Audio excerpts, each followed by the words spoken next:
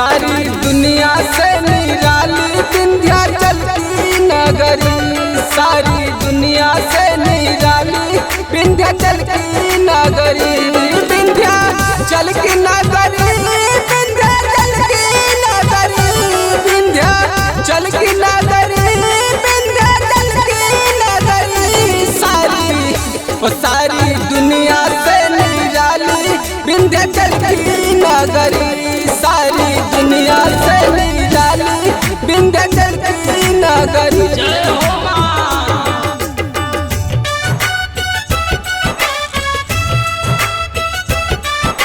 Recording by Deewana music studio Gyanpur. Music by Aman Rao.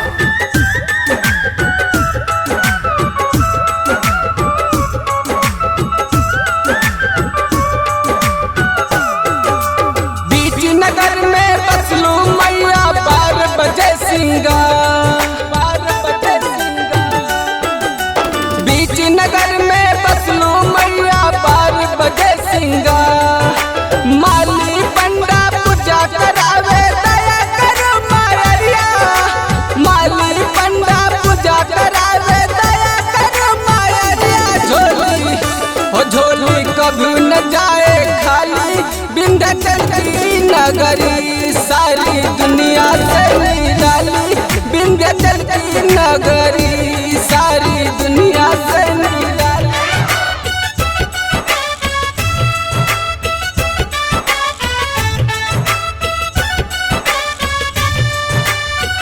Music by Aman Rao.